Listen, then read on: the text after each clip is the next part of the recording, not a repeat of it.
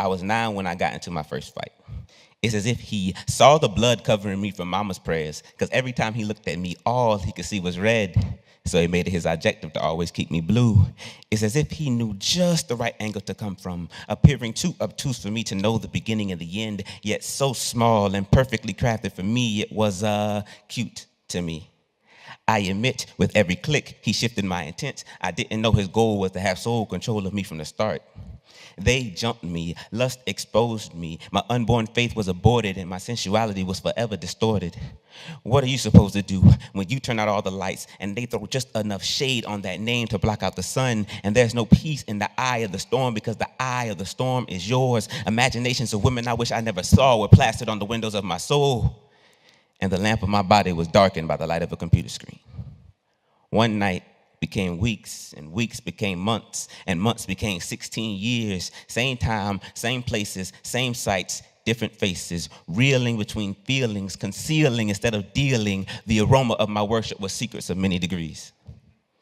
I was supposed to be able to stop whenever I wanted to. The last time was supposed to be the last time. I was in tears when I was at the altar rededicating my life to him, so it was supposed to last. I locked myself away. I admit I'm enslaved. I finally want change now that I'm alone in this cage. And then the same ones who jumped me the first time grabbed me and dragged me to where I thought sure was going to be my death. And as we got before the crowd, they loosed me when I thought sure they were going to noose me. As I walk away and try to untangle my mind, I hear the crowd yelling, "Crucify him." I surf my way to the front and see the face of a man who knew no sin, the face of a man so focused on something I can't see. It's as if he had already left here, and as his eyes moved and intentionally locked with mine, I saw me. I saw everything I've ever done, everything I was about to do, everything I robbed him of, and every time I rejected his touch to enjoy my own, I saw me. Barabbas. I was the one who always picked myself over Jesus Christ.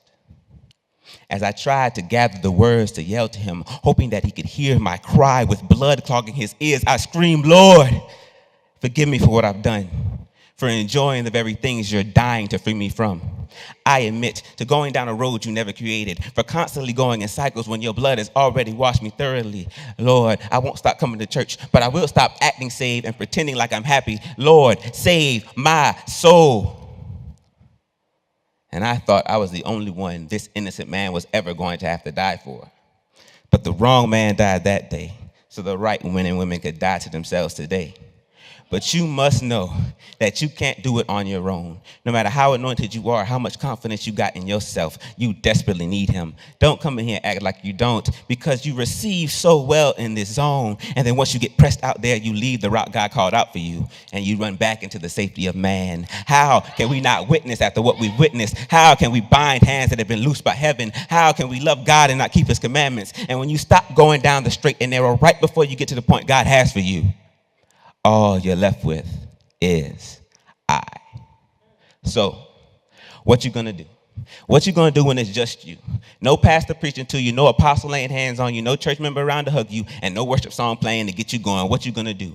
What you gonna do when it's just you and him, and you gotta choose between your will and his, suffering for him or serving yourself, between your touch and his? What you gonna do when the devil comes to you with that same old temptation he's been fighting you with to snatch that word right up out your chest? What you gonna do when you got to choose between the weight of bondage and death and the weight of his glory and freedom?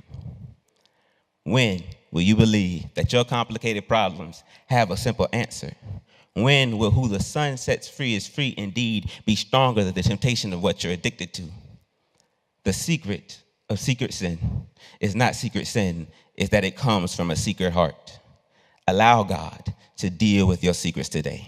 Because if you walk out that door without getting everything God has for you, if you leave here without a refreshed commitment to everything that Jesus Christ died for to promise you, if you leave out of here without true freedom that can only be found in Jesus Christ, the end. Thank you.